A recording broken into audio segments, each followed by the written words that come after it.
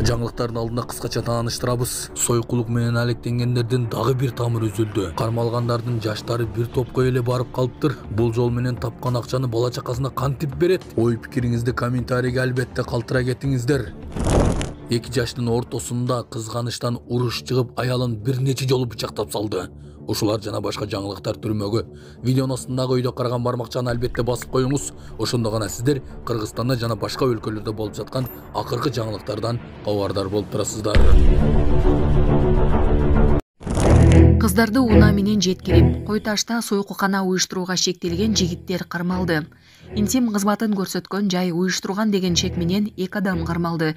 Бул тууралуу Чүй облустук ички иштер башкармалыгы билдирди. Маалыматка ылайык, полицияга аталган жай Кой Таш айылында уюштурулгандыгы тууралуу маалымат түшкөн. Факты каттоого алынып, сойкулукка жана пластикка көмөктөшүү менен кылмыш иши козголгон. Шектүү катары 25 жаштагы 2 жаран кармалып, убактылуу кармоочу жайга киргизилген.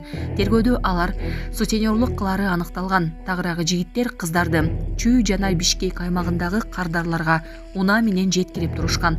Учурда тергөө иштери уланууда. Кызганычтан уруш чыгып, келинчегин бычактап салган. Сокулуктун Жаңы Жер айылында аялын өлтүрүүгө шектелип 40 жаштагы киши кармалды. Чүй облустук милициясы билдиргендей, Лесная көчөсүндөгү үйдөн аялдын сөөгү табылгандыгы тууралуу маалымат 4 февраль эртең менен келген. Тергөөдө белгилүү болгондой, 4 февраль саат 8:00 чамасында кызганычтан жубайлар ортосунда чыр чыккан. Аялынын ар кайсыл жерине бычак менен сайгылап, натыйжада жубайы ошол жерде көз жумган деп жазылат маалыматта. Адам өлтүрүү беренеси боюнча иш козголуп, 40 жаштагы киши кармалып, убактылуу кармоочу жайга киргизилди. Москва шаарында жашап жана эмгектенесизби? Медициналык кызматтар керек, бирок алар сизге кымбат жана сапатсыз сезилет. Умбем клиникалар тармагы сиздерге өз кызматтарын сунуштайт. Бүгүнкү күндүн талабына жооп берген заманбап жабдыктар менен кесипкөй дарыгерлер сиздерди күтөт. Бизде сиз стоматолог, тиш дарылоонун бардык түрлөрү, уролог, невролог, лор, терапевт, хирург, окулист, педиатр, УЗИ жана башка дарыгерлердин кеңешин алып дарылануу мүмкүнчүлүгү бар. Умбем клиникалар тармагы бул жогорку сапаттагы медициналык жабдыктар менен камсыз болгон профессионал дарыгерлер. Сиздердин ыңгайлуулук үчүн Умбем клиникаларынын Москва шаары боюнча 3 медициналык борбору иштейт. Өзүңүзгө ыңгайлуу даректи тандап медициналык кызмат алсаңыз болот. Ушул ай ичи бизге келип, төмөндөгү кызматтарга арзандатуу менен медициналык кызмат алыңыздар. Ден соолугуңузга кам көрүүнү эртеңкиге калтырбаңыз. Умбем клиник Москва. Тажикстанда түрмөдө тополоң чыгып, бир нече киши каза тапты. Тажикстандын Багдад шаарындагы абактардын биринде тополоң чыгып, жазасын өтөп жаткан 3 адам каза болгонун, абактын 3 кызматкери жаракат алганын бул өлкөнүн Юстиция министрлиги билдирди. Азаттыктын тажик кызматы редакцияга түрмөнүн короосунда 5 адамдын сөөгү жаткан сүрөт келгенин билдирди. Азда ТВ телеканалы 7 кишинин аты жөнүн жарыялады. Барымтадагыларды жана саясий туткундарды куткаруу боюнча Варшава жарандык комитети түрмөдөгү миңдеген адамдар, анын ичинде саясий туткундар кыйноого кабылып жатканын айтып, адамдын ар намысы менен укуктарын сактоого чакырды. Булак Азаттык. Ешкимди коркпойбуз дейт. Азырдан келатам мен. Комиссия айтат, пожалуйста, жолуңарды тазалап берип тургула. Келсем, бул мени энеме чейин азыр сөгүндү. А вы почему агрессивные такие? Да что ты говоришь? Да.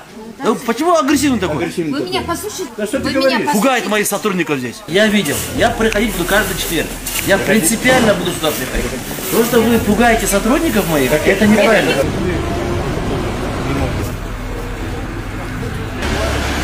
Завтра выходит рабочие, будем делать гидроизоляцию и начинаем обратно засуд. Параллельно будем монтировать вертикальный конструкцию. И на ноль будете выходить, да, потом? Да. График менять. По поводу подрядчика. Мы с подрядчиками очень активно работаем. То есть мы благодарны то, что вашу инициативу от мэрии, то, что вы нам многоярусную парковку, наконец-то и на Ортосайском рынке уже порядок. И сейчас данная подрядная организация готова развести благоустройство территории, то есть детскую площадку и плюс одно футбольное поле. Футбольное поле плюс детская площадка. В прошлый раз, когда мы собрались здесь, вы сначала сказали, нам это не нужно, мы отказываемся от этого всего, но потом вы передумали. Да. Пришли и сказали, нет, мы все-таки готовы, пускай здесь будет красивая детская площадка, мы все готовы. И сейчас мы говорим, вот подрядчик, где он подрядчик? Вот подрядчик. Да. И подрядчик хоть сейчас готов производить работы. Но в связи с тем, что сейчас погодные условия, вот мы даже асфальтирование Ортасая приостановили. На связи с, вот только с 15 марта, да, мы начнем? В начале марта уже. Да, вот в начале марта мы начнем работу. То же самое с подрядчиком. Но знаете одну вещь, справедливость ради. Вы третий раз то отказываетесь, то хотите, то не хотите, то нет, вообще. Уже, давайте уже будем жители согласны. Да, они уже согласны, что действительно машин очень много и нужен какой-то порядок. Вот, вот. А куда мы идем? Да. Вокруг, улица Безымянная. Посмотрите, везде в хаосном порядке машины стоят. Представляете, все эти машины будут нормально припаркованном месте стоять. Мы только к этому и идем. Почти бүттү могу эмелердин баары кургаса воскресенье күнү ишке берели деп атат. Могу жер полный тбонун немелери болот. Контейнер, пластик контейнер коюлуп атат. А жерге болсо жанагы пластик картон патрон болуп жерге. Сусу барбы? Сусу бар.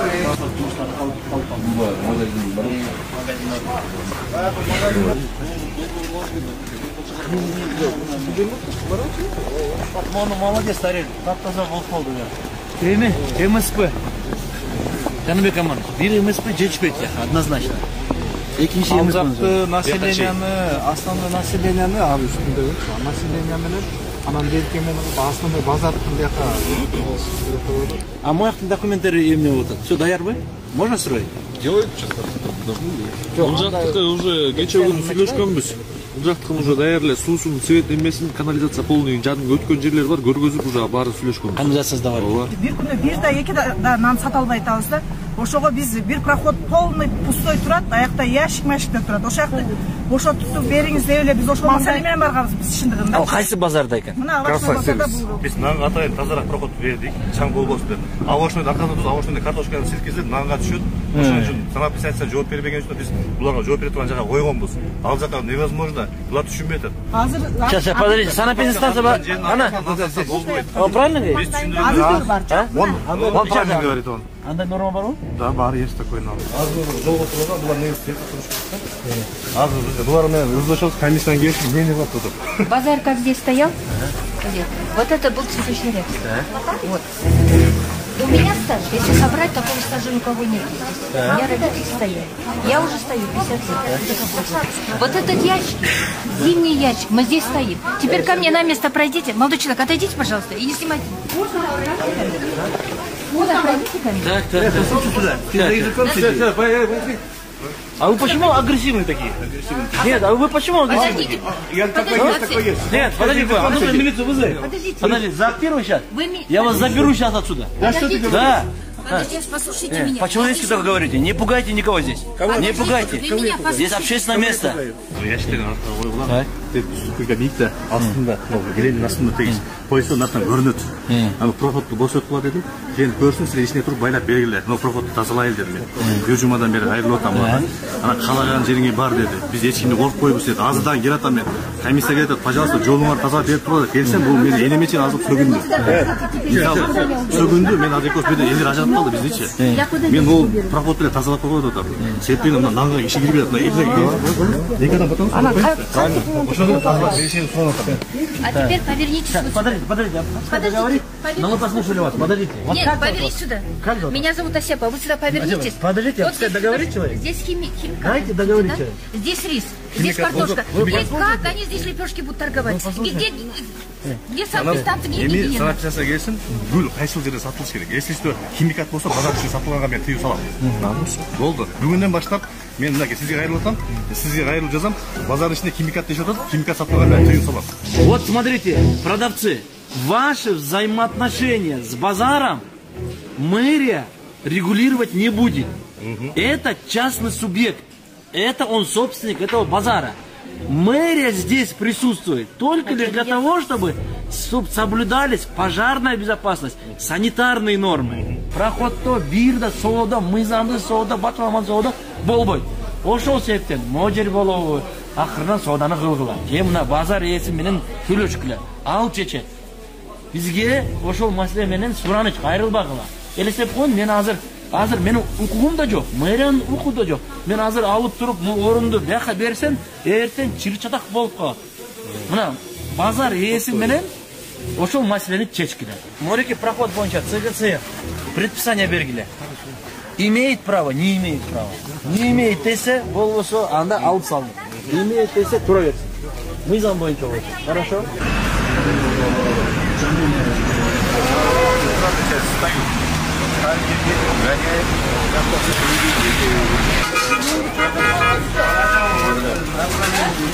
Азыр нормально, да? Азыр нормально болуп калды. Күнүнө бир эртең менен бир мал пробка болот, түштө бир мал болот, и под вечер бир мал болот. Бир 3 жолу болот да. А вот в такое время мындай көп деле пробка болбой эле. Аламидин базарынын боюнча тапшырма берели. УПС мы усилим работу по жанагы экинчи ряд менен токтогондор. Анан тиги Аламидин базары мандайында. Аялдаманын жанында. И постоянно нести дежурство, усилить работу. Акимет подготовить 2 места для строительства МСП. МСП, да? Парковка боюнча, многоярусный парковка боюнча. Маалымат берип коюңуз. Биз мына Муса Жалил менен Будённыйдын кесилишинде, эки Будённыйдын ортосундагы Аламидин паркынын үстүндөгү жайгашкан жер да бул. Бул жерди бизге разрешение берди, капитальное строительство под паркинг. 5 этажный 260 орунду паркинг салабыз да. Азыр документтери колго тиелек жердин, бирок комиссия өттү 3 күн мурун. Азыр ошо документтердин баарын колго алсак, бизде проектибиз бар даяр, ошо проект архитектурага тапшырып, разрешение на строительство алсак эле, мы сразу уже начнем строить. Мына Орто Сай базар уже нольго чыгып атат, уже бир аз калды. Буюрса кете бир жуманын ичинде чыгат нөл. Анан могу жерде многоярусный парковка болсо, чынында эле жанагы припаркованный машиналар азайып. Сөзсүз азайып.